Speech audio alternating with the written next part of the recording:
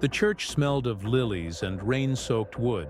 Every breath felt heavy, thick with grief and disbelief. My grandson's photo sat by the coffin, his bright smile frozen forever under glass.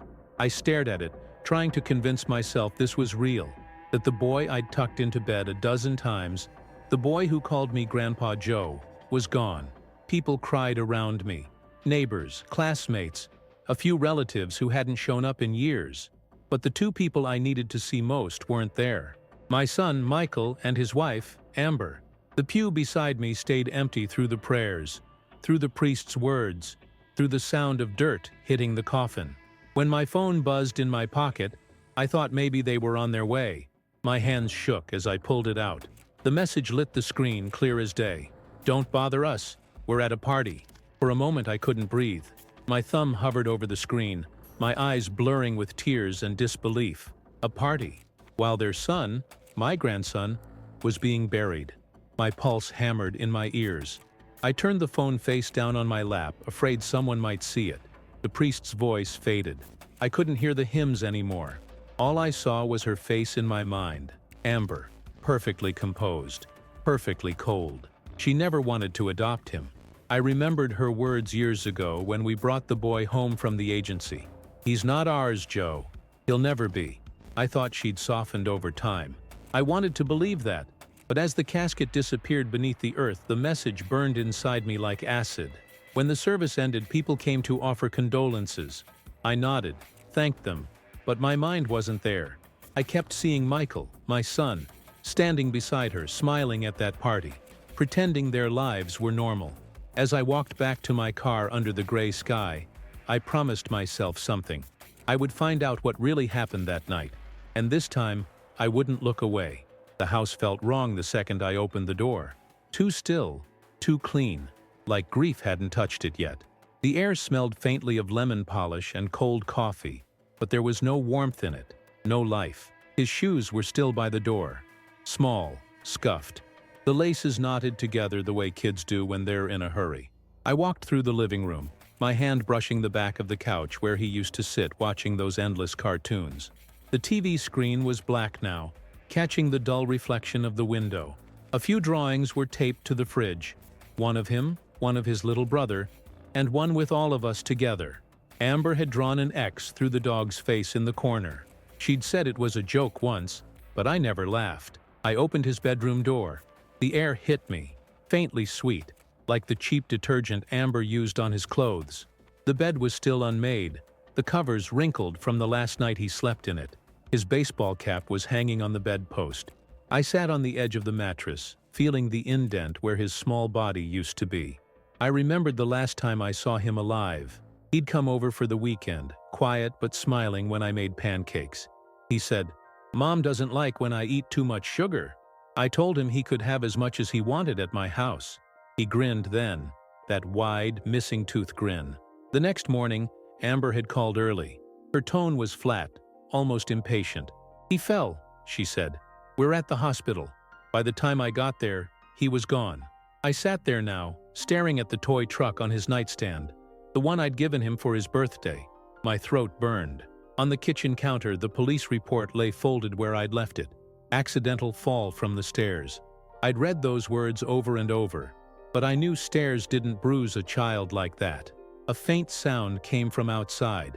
Kids laughing, a ball bouncing against the pavement. For a moment, I imagined it was him, but when I looked out the window, the yard was empty, just the wind, brushing through the leaves. I turned off the light and stood there in the doorway, whispering to the dark, "I'm sorry, kiddo. I should have protected you." And as I closed the door, I realized the house wasn't the only thing empty. I was too. The wake was held at the community hall 2 days later, one of those plain rooms with buzzing lights, and the smell of coffee that's been reheated too many times. People spoke in low voices, saying things like, "Such a tragedy," and "He was such a sweet boy." But every word felt hollow to me. They didn't know the half of it. I stood near the back, by the table of sandwiches no one was eating, watching the door. Part of me still expected Michael to walk in, maybe even Amber, pretending to care. But they didn't come. Not a call, not a text, nothing. Just that message from the funeral that I couldn't get out of my head. When the room began to thin out, a woman I barely recognized approached me. Her name was Martha, lived 2 houses down from my son. She looked nervous, clutching her purse tight. "Mr. Walker," she whispered, glancing around. "Can I talk to you outside for a minute?" We stepped into the cool evening air. The parking lot lights flickered, throwing long shadows across the pavement. She lowered her voice. "That night, the one they said he fell down the stairs." She hesitated, her eyes darting toward the door. "I saw something." My stomach tightened. "What do you mean?" "I was up late," she said. "My kitchen window faces their backyard. I heard shouting. It was a woman's voice. Angry, real angry. Then a crash. A few minutes later, I saw Amber come out the back door. She looked panicked. She was carrying something. A blanket, I think. Then she came back in, fast. The air felt heavier with every word. "Did you tell the police?" "I did. But they said it matched her story. That he fell and she panicked. They didn't ask me much else." I swallowed hard, my throat dry. "Thank you, Martha, for telling me." She nodded, guilt flickering in her eyes. "He was a sweet boy. Always waved when he walked by." Then she turned and hurried off, like she'd said too much already. I stood there alone for a long moment, my heart thudding in my chest. The night suddenly felt colder. The sound of her words echoed in my mind. A crash, a blanket, panic. I went back inside, but I didn't stay long. I couldn't bear the smell of flowers anymore.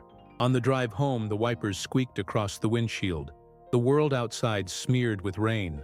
My thoughts circled the same question. Why would she lie?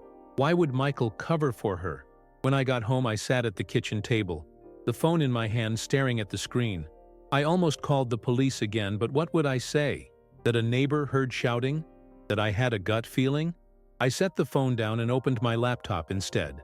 I found the hospital's online records request form. If the police wouldn't dig deeper, I would. I filled it out, my fingers trembling slightly on the keys. Before closing the laptop, I noticed something. A photo on my desktop I hadn't looked at in months. Me, Michael, Amber, and both boys at a park. The adopted one was sitting between us, grinning, holding an ice cream cone. Amber wasn't smiling. Her arm was around her biological son only. I clicked the picture closed and sat back in the dark, listening to the hum of the fridge. Something inside me hardened. I didn't know exactly what happened that night, but I knew one thing. My grandson didn't just fall, and I wasn't going to let this be buried with him. The next morning, sunlight crept through the blinds, cutting stripes of gold across my kitchen table. I hadn't slept. The hospital's automated email confirmed they'd received my request for the medical records, but it might take several business days. I couldn't wait that long. I picked up my phone and stared at Michael's contact photo. My son, the boy who used to follow me around the yard with a plastic hammer, pretending to fix everything I fixed. The man who now wouldn't answer his father's calls. I hit dial. It rang 6 times before going to voicemail. His recorded voice was calm, polite, detached. "Leave a message." I hung up, tried again. Same thing. On the 3rd call, it went straight to voicemail. He'd silenced me. I set the phone down, gripping the edge of the table until my knuckles turned white. The silence in the house pressed against my ears. Somewhere in the distance, a train horn echoed, long and lonely.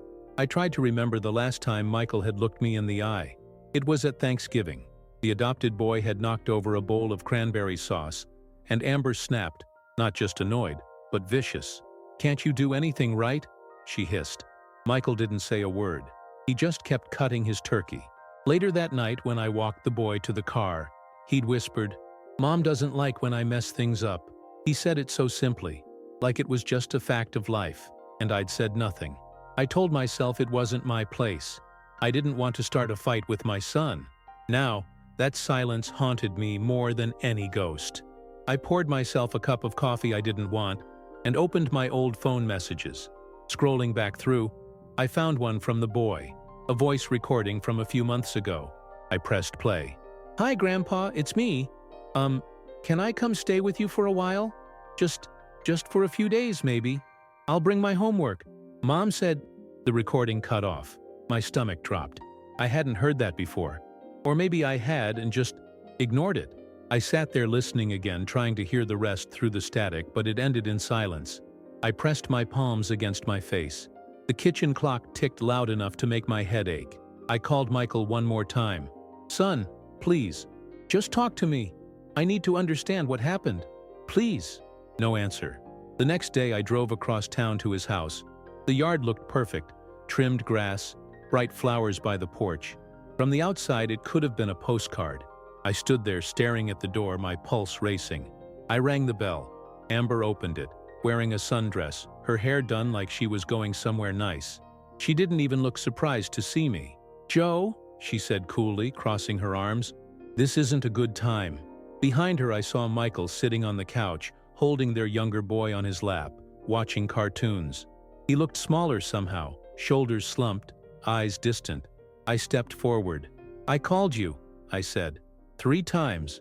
He looked up, his voice flat. "I know, Dad. We just needed some space." "Space?" My voice cracked. "You didn't even come to the funeral." Amber sighed, impatient. "It was too much for the little one. He's just a child, Joe. We thought it was better to keep things normal." "Normal?"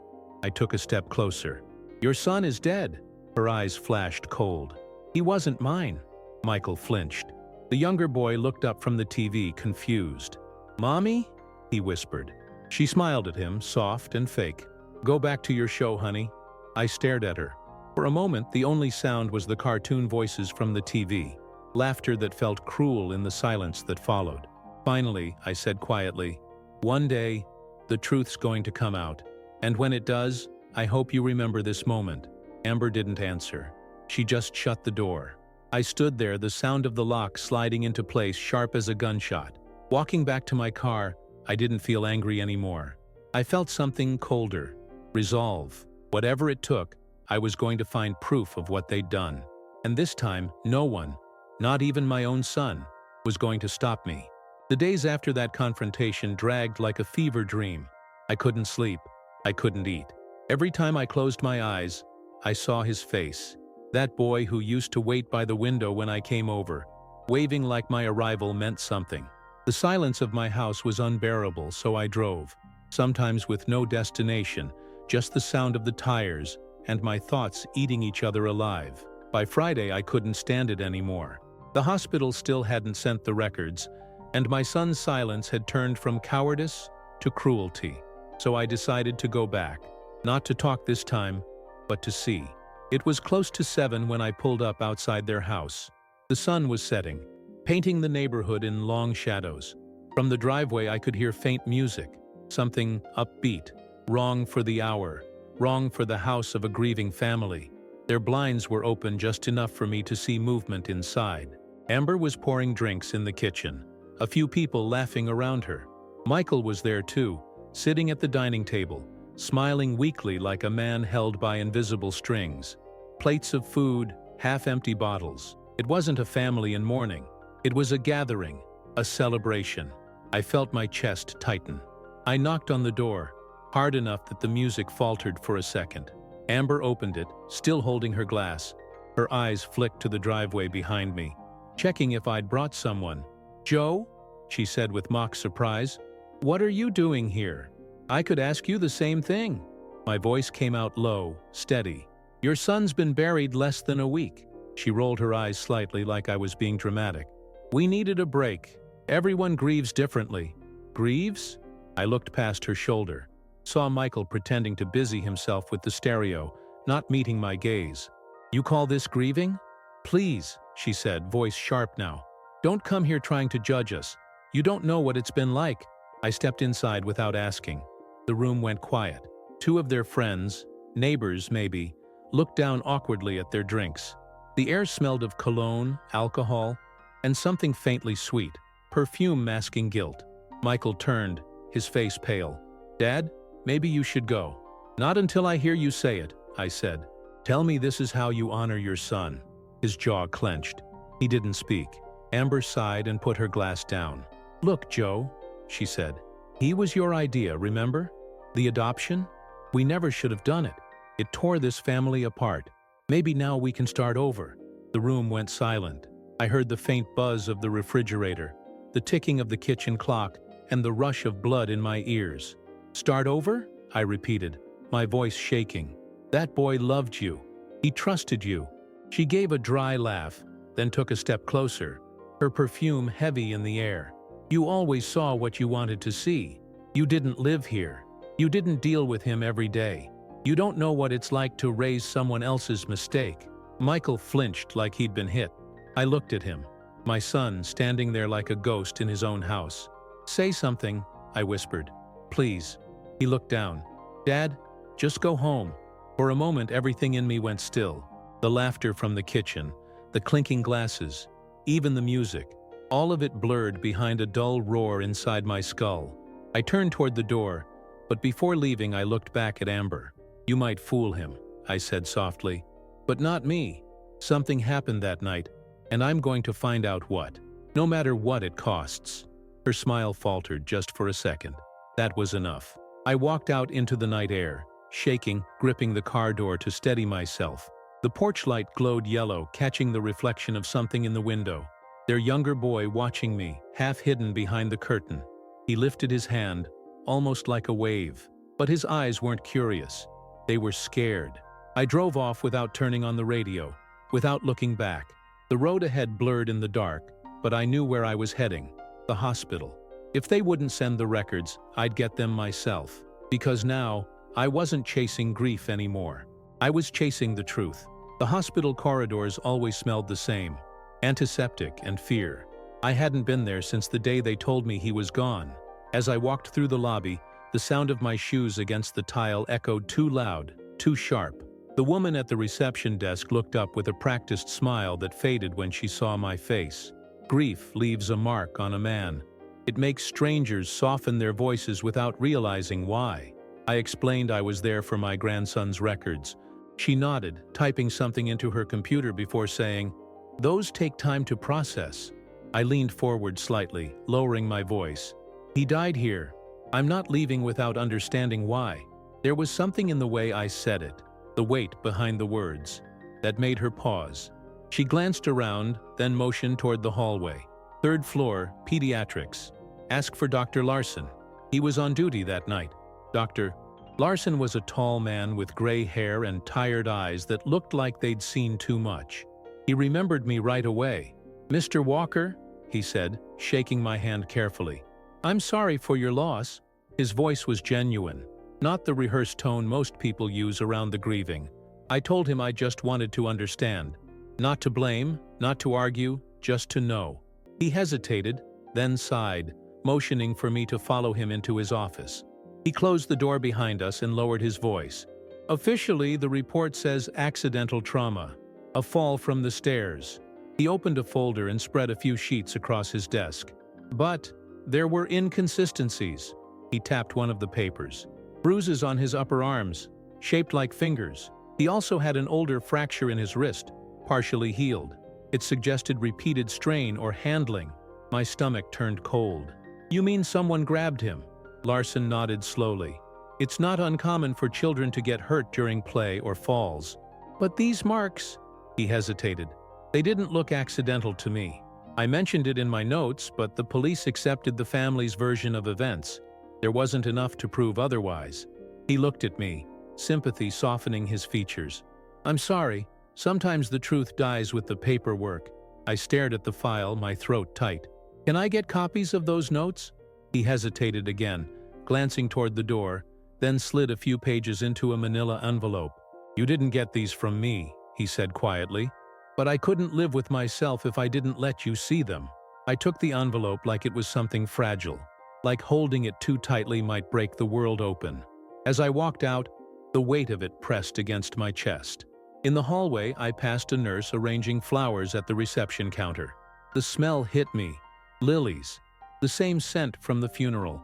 My vision blurred for a second. I steadied myself against the wall, breathing through the wave of nausea and memory.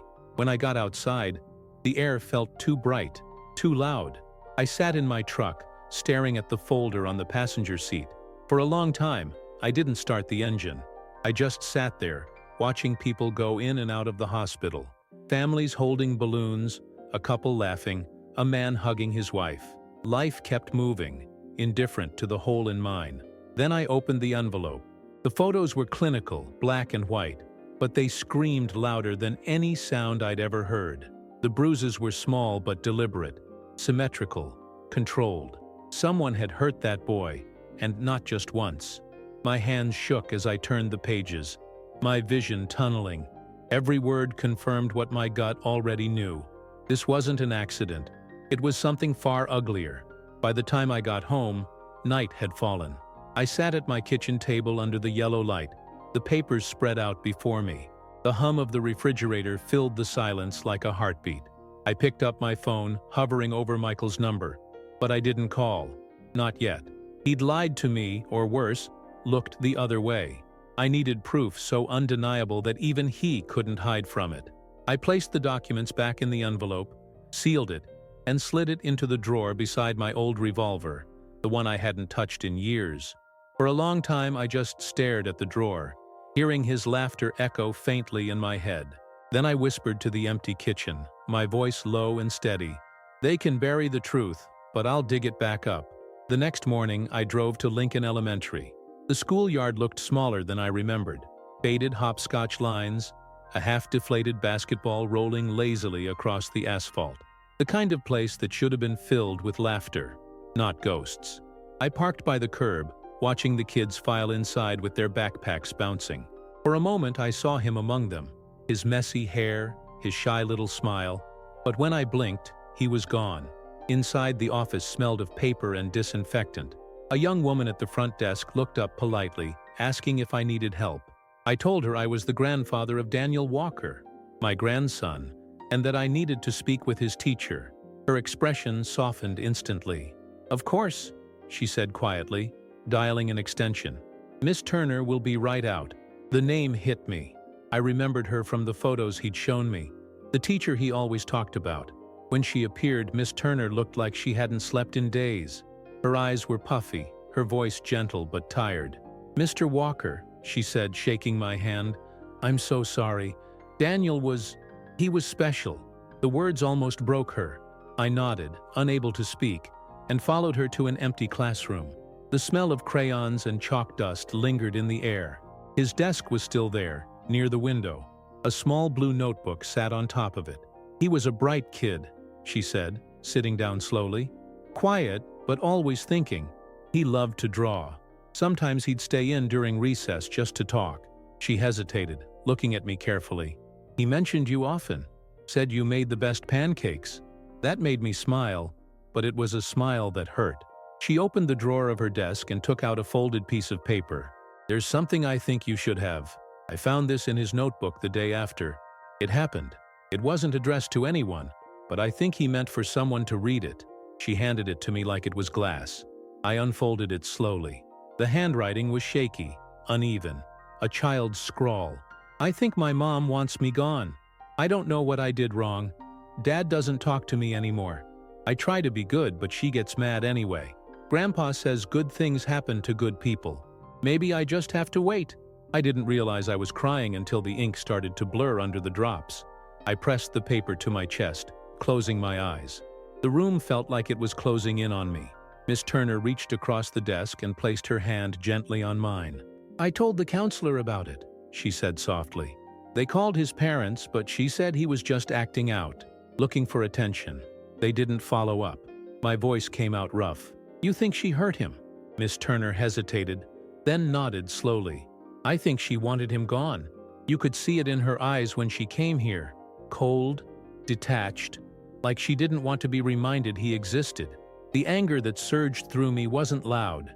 It was something quieter, deeper, more dangerous. I folded the note carefully and slid it into my pocket. "Thank you," I said. My voice was barely above a whisper. "You did the right thing." When I walked back to my truck, the world outside looked too normal. Parents talking by the gate, children laughing, a teacher blowing a whistle. All of it so bright, so loud, and my grandson's voice was gone from it, forever. I sat in the truck for a long time, gripping the steering wheel, breathing hard, trying to steady the storm inside me. I took out the note again, staring at those words. Maybe I just have to wait. He'd been waiting for someone to see him, to save him. and we all looked away. I looked away. As I drove home, the thought kept replaying, steady as a heartbeat. If the system failed him, then I'd have to be the one to fix it. No more waiting. No more asking. The time for mercy was over. By the time I pulled into my driveway, the sky had turned dark, and the wind carried the faint scent of rain. I slipped the note into the same drawer as the hospital file and closed it carefully. Inside that drawer, I could feel the weight of truth growing, heavy, undeniable, and ready to break open. That night, before going to bed, I whispered into the dark, "I hear you now, kiddo. I promise I won't let them get away with it." And for the first time since the funeral, I felt something close to purpose. It was Saturday when I finally decided to visit again. Not for Amber or Michael this time, but for the little one, the youngest. I couldn't stop thinking about that look he'd given me through the window the night of their party. Wide-eyed, silent, afraid. Kids that young don't fake fear like that. They feel it, they absorb it, and if you know how to listen, they tell the truth adults are too cowardly to admit. The drive over was quiet. The streets were washed clean from a morning drizzle, and the sky hung low, heavy with clouds that threatened more rain. I parked half a block away where they couldn't see me from the front window. My hands were shaking slightly as I walked up to the house. I didn't have a plan, just the gut feeling that if I didn't reach that boy soon, Amber would twist his world into something he'd never escape from. When the door opened, Michael was the one standing there. His face looked tired, unshaven. His eyes rimmed red. For the first time in weeks, I saw cracks in the wall he'd built around himself. "Dad," he said quietly, "you shouldn't be here." I took a deep breath. "I'm not here to fight," I said. "I just want to see my grandson." He hesitated, glancing over his shoulder. "Amber's out," he muttered, like that explained everything. Then, after a long pause, he stepped aside. 10 minutes, that's all." The younger boy, Ethan, was sitting on the living room floor, playing with plastic dinosaurs. He looked up when I came in, his face lighting up for just a second before confusion took over. "Grandpa?" he said. His voice was small, uncertain, like he wasn't sure if he was allowed to be happy to see me. I knelt down beside him, forcing a smile. "Hey, buddy, you building a dinosaur army?" He nodded shyly and held up one of the toys. "This one's the boss," he said. His tone was innocent, but his eyes flicked nervously toward the door every few seconds, like he expected someone to walk in and take the moment away. Michael lingered near the kitchen, pretending to scroll through his phone, pretending not to listen. I sat cross-legged on the carpet, trying to sound casual. "Do you miss your brother?" I asked softly. Ethan's little hands froze mid-air. He didn't look at me. He just nodded. Then, barely above a whisper, he said, "Mommy says we shouldn't talk about him." "Why not?" He shrugged, still not looking at me. "She says he made her sad, and now she's happy again." His voice cracked on that last word. He put the dinosaur down and looked up at me with eyes too old for his face. "Mommy said we'll have more fun without him." The room went silent. I felt every muscle in my body lock. I glanced toward Michael. He was frozen too, the phone halfway down, his expression pale. For a moment, no one spoke. The sound of the rain tapping the window was the only thing between us. I forced my voice to stay calm. "Ethan," I said softly. "When did she say that?" He frowned, thinking. "The night he fell," he said finally. "I was supposed to be in bed, but I heard her yelling. Then a bang. Mommy told me to go back to sleep. She said he wouldn't bother us anymore." I swallowed hard, the air thick in my chest. My pulse was pounding in my ears. I reached out, resting a hand gently on his shoulder. "You're very brave for telling me that, buddy," I said. "You did the right thing." Michael took a step forward, his voice trembling. "Dad, please don't." I stood up slowly, turning to him. "Don't what? Don't listen to the only innocent person in this damn house?" My voice broke halfway through. "He's telling the truth, Michael. You know it." He looked down, his hand gripping the edge of the counter so tight his knuckles went white. "You don't understand," he whispered. "You don't know what she's like." "Then tell me!" I shouted. The sound echoed through the house, sharp enough to make Ethan flinch. I knelt again, pulling the boy gently toward me. "It's okay," I said quietly, smoothing his hair. "Go to your room, all right? Grandpa's just talking to Daddy." When he left, I turned back to Michael. The mask was gone now. What was left was fear. Raw, hollow fear. She said it was an accident, he murmured, voice breaking. She said if I told anyone, she'd take Ethan and leave. I didn't know what to do. I didn't want to lose them both. I stepped closer, my anger burning so hot it felt cold. You already lost one son, I said. And if you keep protecting her, you'll lose the other too. He covered his face with his hands, shaking. I wanted to yell more, to break something, but all I felt was exhaustion. Years of love and disappointment collapsing under their own weight. I took out my phone, quietly turning on the recorder before I spoke again. Say it, Michael.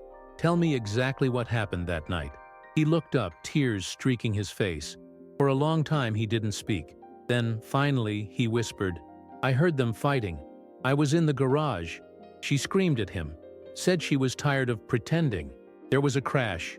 When I came in, he was at the bottom of the stairs. She was crying, saying he slipped, but her hands, they were shaking. She told me to tell the police it was an accident. I let the phone record every word. My chest felt like it was splitting open. And you did, I said. He nodded weakly. I didn't know what else to do. I turned off the recorder and slipped the phone into my pocket. Then I'll do what you couldn't, I said. I'll tell the truth. He didn't stop me when I walked out the door. The rain had turned to a steady downpour, washing the street clean again, as if the world itself was trying to erase what had happened in that house. But some stains don't wash away. They stay. As I sat in the car, the recording still warm in my hand, I realized what came next. This wasn't just grief anymore. It was justice. And it was long overdue. That night, sleep was out of the question. The rain had stopped, but thunder still rumbled far off, rolling across the dark like a warning. I sat in the kitchen with a cup of coffee that had gone cold hours ago, staring at the phone on the table. The recording was there, proof of everything. Michael's voice trembling, Ethan's innocent confession. It wasn't enough for court yet, maybe, but it was enough for me, enough to confront her.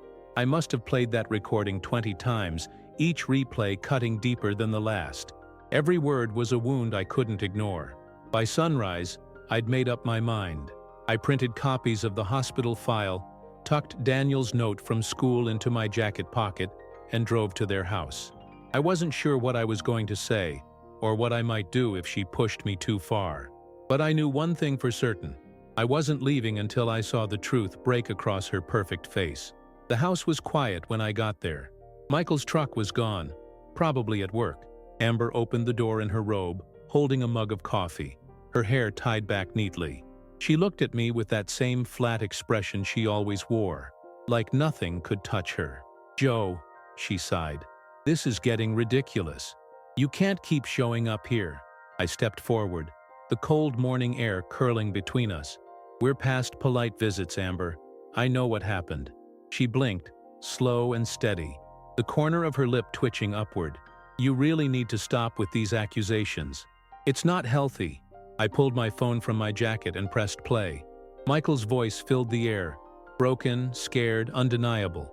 Every word spilled out into the quiet porch. She screamed at him. I came in. She said he slipped. She told me to lie. Amber froze. The mask cracked, but only slightly. You're recording people now? She said, trying to sound amused, but her voice wavered just enough to betray her. Don't act surprised, I said. You've been lying since the day that boy came into your house. You treated him like a stray dog you couldn't wait to kick. I took a step closer, my voice low but sharp. But you didn't just hate him, did you? You wanted him gone. She laughed then, short, sharp, and hollow. You think you know everything, old man. You think you can stand there and play hero because you showed up for birthdays and pancakes. You have no idea what it's like living in this house.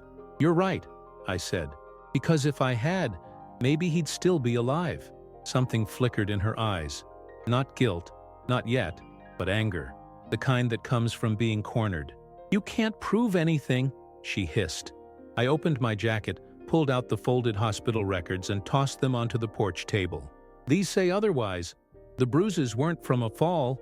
The doctor knew, I know, and now the police will too. Her hand tightened around her coffee mug. For a second I thought she might throw it at me. Instead, she said, You'd ruin your own son's life just to punish me? My son ruined his own life the minute he decided to protect you, I said quietly. But he's going to make it right. He's going to tell them what he told me. Her expression faltered. A crack, small but visible. She stepped closer, lowering her voice. And what if he doesn't? What if he changes his story again? You think anyone will believe a drunk, broken man over a grieving mother? Her confidence stung because part of me knew she was right. She'd twisted everyone before, the neighbors, the police, even Michael. But this time, she'd underestimated one thing. I had nothing left to lose. I don't care who believes me, I said. I'll go to every paper, every station, every cop in this city if I have to. The world's going to know what you did. She stared at me for a long time, her face unreadable. Then quietly she said, You always did like pretending you were the only one who cared. But let me tell you something, Joe. You can't save everyone. Some of us were never meant to be saved. She shut the door in my face. The sound echoed like a gunshot in the morning air. I stood there for a long time, the papers fluttering in the wind at my feet. Then I turned and walked back to my truck, my heart pounding. She wasn't scared yet, but she would be. Once the police had that recording and the files, she wouldn't have anywhere left to hide. As I drove away, I saw a curtain move in the front window. Ethan's small face peeked out, pale and still. Our eyes met for just a second. I raised my hand slowly, not to wave, but to promise. Hang on, kid, I thought. Grandpa's not done yet. By the time I reached the police station, the sky was a dull gray, the kind of morning that felt heavy with unfinished business. I parked across the street and sat there for a few minutes, gripping the steering wheel until my fingers went numb. My stomach churned. This wasn't just another step. This was the line I couldn't come back from. Turning my own son and his wife in felt like betrayal, but staying silent would have been worse. Inside, the station smelled like coffee, dust, and paperwork. That distinct, stale scent of bureaucracy. I walked up to the front desk, where a young officer in his 20s looked up from his computer. "Can I help you, sir?" he asked, polite but detached, like I was just another complaint on his list. "My name's Joseph Walker," I said. My voice sounded steadier than I felt. "I need to file a report about the death of my grandson. His case was ruled an accident, but it wasn't." The officer blinked, taken aback. Do you have new information about the case, Mr. Walker?" "Yes." I placed the envelope on the counter. The hospital records, the note from school, a copy of the recording from Michael. "Everything you need to reopen it." He hesitated, his expression tightening as he glanced through the papers. Then he stood. "One moment, sir." He disappeared down the hall, leaving me standing under the harsh fluorescent lights, feeling like the whole world was holding its breath. When he came back, he wasn't alone. A woman followed him, mid-40s, steady eyes, the kind of cop who looked like she'd seen too much to be easily convinced. She introduced herself as Detective Harris. "Why don't you come with me, Mr. Walker?" she said, motioning to a small office. The room was plain, just a desk, a couple of chairs, and a faint hum from the ceiling vent. She gestured for me to sit, then started flipping through the documents I'd brought. The silence stretched. Finally, she looked up. "These are serious allegations." "They're not allegations," I said. "They're facts." She studied me for a moment, measuring my resolve. Then she pressed play on the recorder I'd given her. Michael's voice filled the room, trembling but clear, describing the fight, the fall, the cover-up. The detective's face didn't change, but I saw something flicker behind her eyes. When the recording ended, she leaned back slowly. "Where did you get this?" she asked. "From him," I said. "He's my son. He's been protecting her since it happened. But now, I think he's ready to tell the truth." She nodded thoughtfully. "And the wife, Amber Walker? You believe she caused the boy's death?" "I don't believe it," I said, my jaw tightening. "I know it." The detective sat in silence for a few seconds, her fingers drumming softly on the desk. "All right," she said finally. "We'll review the materials. The recording alone is compelling, but we'll need to verify the authenticity and re-examine the medical records. I'll have to speak to your son directly." I nodded, exhaling a breath I hadn't realized I was holding. "Just don't let her get to him first. She'll twist him. She always does." Her eyes met mine, steady, sharp. "I've dealt with people like her before, Mr. Walker. She won't twist me." When I left the station, the clouds had finally started to break apart, small shafts of sunlight cutting through the gray. I stood there for a moment, breathing in the cool air. It wasn't relief, not yet, but it was something close. That night, my phone rang. It was Michael. His voice was hoarse. "Dad, the police came by. They want to talk tomorrow. What did you do?" "What I should have done months ago," I said quietly. He didn't answer for a long time. When he finally spoke, his voice cracked. "She knows, Dad. She's losing it. She said she's not going to let them take her away." My grip on the phone tightened. "Then don't be there when she tries to stop them. Take Ethan and go somewhere safe." He didn't respond, just breathed heavily into the receiver. Then, faintly, I heard a door slam on his end. Amber's voice followed, sharp, furious, something crashing in the background. "Michael!" I shouted, but the line went dead. I stood in my living room, the quiet pressing against me again, the phone still warm in my hand. Outside, the wind howled through the trees. I knew then that the truth was finally catching up to her, and that it was about to get ugly. I looked at the drawer where the evidence used to be. It was empty now, but the revolver beside it wasn't. I didn't want vengeance. I wanted justice. But sometimes, in this world, those two things start to look an awful lot alike. The storm hit just after dark. Heavy rain, fierce wind, lightning that flashed so bright it turned the sky white for a heartbeat. I sat by the window with the revolver on the table beside me, its dull metal catching the occasional flicker of lightning. I hadn't loaded it, not yet, but I wanted her to see it, to know I wasn't afraid anymore. My phone sat next to it, silent since Michael's last call. I kept staring at it, willing it to ring. When it finally did, I nearly dropped it. His name lit up the screen. "Michael," I said, breathless. "Where are you?" He was whispering, voice broken by the sound of wind and sobbing in the background. "Dad, she's gone crazy. She knows I talked to the police. She's packing a bag, saying she's taking Ethan and leaving tonight. She said I ruined everything." His breathing was ragged, panic leaking through every word. "Listen to me," I said, grabbing my coat. "Take Ethan and get out of there. Go to my house. Don't argue, just go." There was a crash on the other end of the line, glass shattering, a scream. Michael yelled something I couldn't make out, then the line went dead again. I was out the door in seconds. The rain hit me like ice, blinding, but I didn't care. I drove faster than I should have, tires slipping on the wet asphalt, wipers barely keeping up. Every flash of lightning lit the road ahead like a film reel of chaos. My son's house appearing and disappearing in bursts of light. By the time I pulled into the driveway, my heart was pounding so hard it hurt. The front door was open. Inside, the lights were on, but the house was eerily still. I stepped in, soaked to the bone, calling out, "Michael! Ethan!" No answer, just the distant drip of water from my coat onto the floor. Then I heard it, muffled crying from upstairs. I climbed the steps 2 at a time, every creak echoing like thunder. In the hallway, I saw Ethan standing outside a bedroom door, clutching his stuffed dinosaur, tears streaking his cheeks. "Grandpa," he whispered, "Mommy's hurting Daddy." The words made my blood run cold.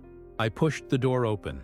Inside, Amber stood by the dresser, her suitcase half-packed, her face twisted with fury.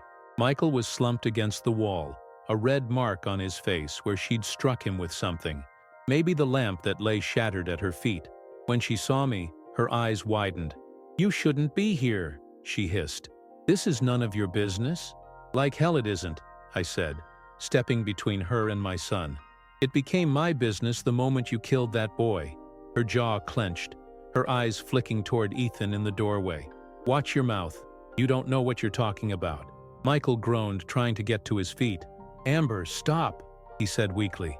"It's over." But she wasn't listening. She reached into the drawer and pulled something out. Not a weapon, but a set of car keys. "You think you can take everything from me?" she screamed. "You think you can turn him against me? You don't get to do that." Her voice cracked, shaking with the kind of rage that doesn't come from grief. It comes from guilt. I could see it now, plain as day. Every cruel word, every cold glance, every fake tear at the hospital. All of it was part of her lie, and that lie was collapsing right in front of her. "Amber," I said quietly, my voice cutting through her screaming. "Look at me." She did, eyes wild, chest heaving. "You already lost one child," I said. "Don't make your other son watch you destroy what's left of this family." For a second, I thought I saw something human flicker across her face. Regret, maybe. But it vanished as quickly as it came. She threw the keys at me, hitting my shoulder, then stormed toward the stairs. "You'll regret this," she spat. "All of you will." She shoved past Ethan, sending him stumbling into my arms, and disappeared down the hall. I heard the front door slam a moment later, followed by the sound of the car engine roaring to life and tearing down the road. For a long time, none of us moved. The only sound was the storm outside, hammering against the windows. Michael sat down hard on the floor, head in his hands. Ethan clung to me, shaking. "She's gone," I said quietly. "She won't get far." Michael looked up at me, tears mixing with the rainwater on his face. "I didn't protect him, Dad," he whispered. "I let her do it. I watched it happen." I knelt beside him, gripping his shoulder tight. "Then protect the one you still have," I said. "That's how you make it right." He nodded slowly, broken but resolute. Outside, the sirens began to wail in the distance, faint but growing closer. The police were coming. Maybe justice was finally catching up. I looked down at Ethan, who was still clinging to me, his small heartbeat pounding against my chest. For the first time in weeks, I felt something close to relief. Not peace, not yet, but the sense that the truth had finally broken through the storm. And I whispered to the boy, over the sound of the thunder and sirens, "You're safe now. Grandpa's here. No one's ever going to hurt you again." The next morning broke under a heavy fog.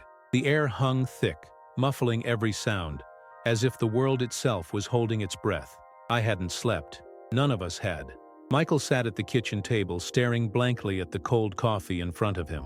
Ethan had finally fallen asleep on the couch, clutching that same stuffed dinosaur, his small chest rising and falling with the steady rhythm of exhaustion and fear. I stood by the window watching the driveway.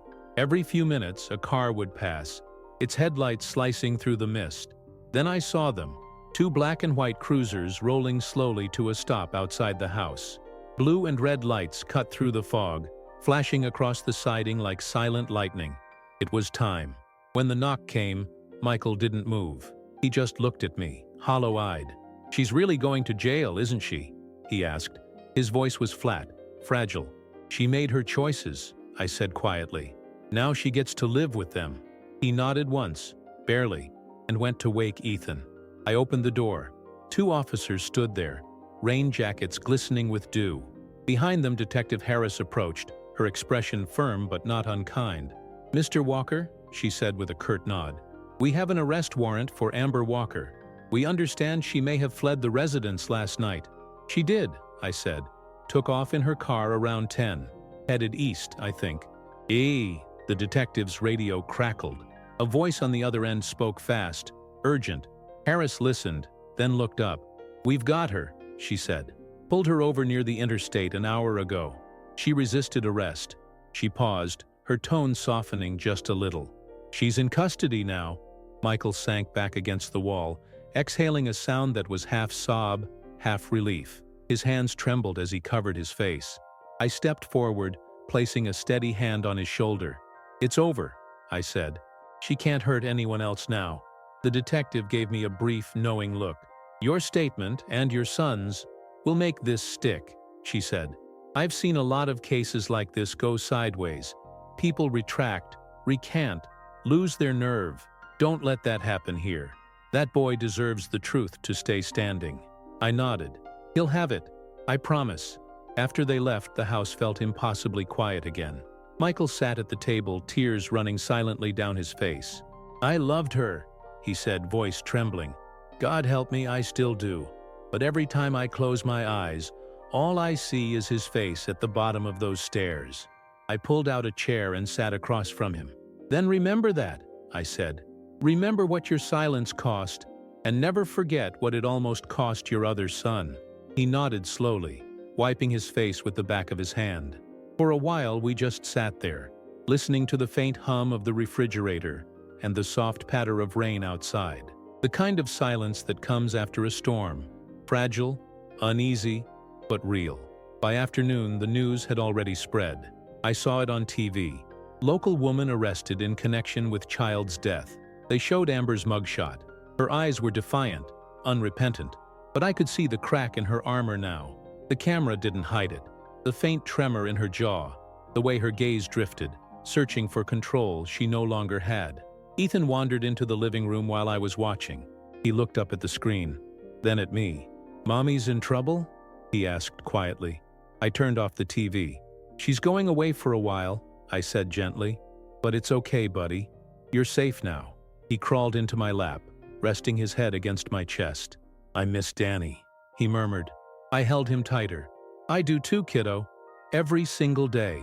Outside, the sirens faded. The fog began to lift, revealing a pale blue sky breaking through.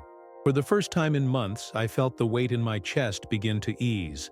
Not gone, but lighter somehow. Justice hadn't brought peace yet, but it had brought truth. And sometimes, that's the best start a broken man can hope for. That night, as Ethan slept in the spare room, I sat alone in the kitchen again. The revolver was gone, locked away. The evidence drawer was empty. For the first time since Daniel's death, I didn't need them. The truth had done what I couldn't. Still, I poured myself one last cup of coffee and raised it toward the quiet house, whispering into the dim light, "For you, Danny. She can't hurt you anymore, kid. Rest easy now." The courthouse smelled like rain and cold coffee. I sat in the second row behind the prosecution table, hands folded, the air thick with whispers. Amber sat at the defense table wearing a pale blue dress like she was attending a brunch, not her own trial. Her expression was flat. No guilt, no sorrow, just calculation. Michael took the stand first. His hand shook as he swore the oath. He told them everything. The night of the fight, the lies, the silence that ate him alive. When he said, "She told me to lie to the police," the courtroom went still. Amber stared straight ahead, jaw tight, eyes glassy. She didn't look at him once. The prosecutor played my recording next. Hearing it echo through that quiet room was like ripping open a wound that hadn't healed. My son's voice trembled. Mine cracked. And when Daniel's school note was shown on the projector, that small, uneven handwriting saying, "I think my mom wants me gone," even the judge looked away. Amber's lawyer tried to twist it. Said Michael was drunk that night, unreliable. Said I was an angry old man with a grudge. But the evidence was too strong now. The medical report, the bruises, the neighbor's statement. They painted the truth clearer than any speech could. When the verdict came, it was quiet. Guilty of manslaughter. Not enough for what she did, but enough to take her freedom. She didn't flinch when they cuffed her. She just turned her head toward us. A cold, hollow look that used to scare me. Not anymore. Outside, the sky was clear. Michael stood beside me, pale but steady. "Is it over?" he asked. "Not yet," I said. "But it's getting close." He nodded, eyes wet, and for the first time since that awful night, he let me pull him into a hug. Neither of us spoke. We didn't need to. The courtroom was half empty when the judge read the sentence. 10 years. That's what she got. 10 years for a life she took, for a boy who never had a chance to grow up. My jaw tightened, but I didn't speak. There was no sentence that could balance the weight of what she'd done. Amber stood still as they led her away. Her face was blank, not broken, not sorry, just empty. She looked back once, her eyes meeting mine for a second. I held her gaze, calm, steady. Whatever power she'd once had over this family ended right there. Michael sat beside me, silent, his head low. When the gavel fell, I reached over and squeezed his shoulder. "It's done," I said. He nodded, voice rough. "Danny can rest now." Outside the courthouse, the sky was gray again, the air thick with the smell of wet pavement. Reporters shouted questions, but I didn't answer. I just walked past them, slow and steady, feeling the weight in my chest ease with every step. 10 years wasn't enough, but it was something. And for the first time in a long time, something felt like hope. Spring came slowly that year. The snow melted, the trees budded again, and for the first time in months, the air didn't carry that heavy, frozen silence. The world was thawing, and maybe, in some small way, so was I. It took me a while to come back to the cemetery. I told myself I'd wait until the trial was over, until things were calm, but the truth was simpler. I was scared. Scared of what I'd feel standing in front of that small stone again, knowing how badly I'd failed him. But one Sunday morning, after breakfast, Ethan asked, "Can we go see Danny?" His voice was soft, almost careful. He didn't know how that question hit me like a punch to the chest. I nodded, unable to say much, and he smiled, that same shy little smile his brother used to have. The sky was overcast when we arrived. The ground was damp from the night's rain, the grass slick and dark. Ethan walked beside me, holding my hand, his dinosaur tucked under his arm like a talisman. When we reached the grave, he let go of my hand and knelt down without a word. He placed the toy carefully at the base of the stone. "He liked this one," he whispered. It was his favorite. His small voice cracked at the end, and he looked up at me, eyes wide and wet. "Do you think he can see it?" I swallowed hard, my throat tight. "I think he can," I said. "And I think he's proud of you, kiddo." We stood there in silence for a long time. The wind rustled through the trees, carrying that faint, earthy smell of rain and flowers.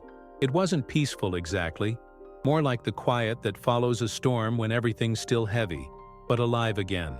Michael joined us after a few minutes. He looked older, thinner, but there was something steadier in his face now. He stood beside me, hands in his pockets, eyes fixed on the grave. "I still dream about him," he said quietly. "Sometimes he's just standing there looking at me, not angry, just waiting." I nodded, keeping my eyes on the stone. "He's waiting for us to live," I said. "That's what kids want, even when we screw everything up, for us to keep going." Michael nodded, his eyes glistening. "I'm trying, Dad. I really am." Ethan looked between us, his small brow furrowed. "Is Mommy still in timeout?" he asked suddenly. The question caught both of us off guard. Michael crouched down, pulling him close. "Yeah, buddy," he said softly. "Mommy's in timeout for a while, but you and Grandpa are safe now. That's what matters." Ethan nodded, resting his head against his father's shoulder. I felt something in my chest loosen. Not forgiveness, not yet, but something like release. The kind that comes when a long, cold night finally breaks into morning. When we left, I looked back one last time. The wind moved through the flowers on his grave, making them sway gently. I whispered, "You're not alone anymore, kid. We're all still here." On the drive home, Ethan fell asleep in the back seat, clutching his dinosaur. Michael kept his eyes on the road, his voice quiet. "I don't know how to fix all of this," he said. "You start small," I told him. "You take care of him. You stay honest. You keep your word. That's how you make peace." He nodded, and we drove the rest of the way in silence. The sun broke through the clouds just as we pulled into the driveway, lights spilling across the yard. For the first time in a long while, I didn't feel the weight of loss pressing down on me, just the faint warmth of something like healing. It wasn't the end of grief, but it was the start of something better. Summer came around before I realized it. The air was warm, the evenings stretched long, and the house no longer felt like a tomb. Ethan's laughter filled the rooms again. Not the forced kind, but the real kind, the one that comes from safety. Sometimes I'd hear him running through the yard, the thump of his sneakers on the grass, his voice calling, "Grandpa, watch this." And I'd think, maybe this is what redemption sounds like. Michael had moved into a small apartment nearby. He came by most evenings after work, quiet at first, then gradually lighter, easier. He'd stopped drinking, stopped hiding. He'd started going to therapy with Ethan too. Watching him try, really try, was something I hadn't seen in years. Guilt had carved deep lines into his face, but each day those lines softened a little. One night after dinner, we sat out on the porch. Fireflies blinked across the lawn, and the air smelled faintly of cut grass and rain. Michael stared out into the dusk and said, "Do you ever stop thinking about him?" I didn't answer right away. The cicadas hummed in the trees. "No," I said finally, "but it hurts less. The memories start feeling like gifts instead of wounds. You'll get there." He nodded slowly. "Sometimes I wish I could tell him I'm sorry." I looked at him, the fading sunlight painting his face in gold. You did, I said. Every time you hold Ethan, every time you show up. He smiled faintly, and for a moment I saw the boy he used to be. Before the mistakes, before the silence. We didn't speak again after that. We didn't need to. Later that night, when the house was quiet and the stars spread across the sky like tiny fires, I went into Ethan's room. He was asleep, one arm around his dinosaur, the other dangling off the side of the bed. His face was peaceful, soft, untouched by the shadows that once haunted this family. I pulled the blanket up over him and whispered, "You're safe, buddy. Grandpa's right here." I stepped out onto the porch again, looking up at the night sky. Somewhere out there, wherever souls go. I hoped Daniel was watching. I hoped he knew we'd finally done right by him, that the truth had come out and love had survived. The breeze moved through the trees, soft and steady, carrying the faint sound of wind chimes from the neighbor's yard. For the first time in what felt like forever, I let myself breathe all the way in. The house behind me was no longer filled with ghosts. It was filled with life, laughter, healing. And as I stood there under that quiet sky, I whispered the words I should have said years ago. Not to the night, but to him. I kept my promise, kid. You can rest now. Then I went inside, turned off the lights, and finally, slept. The end.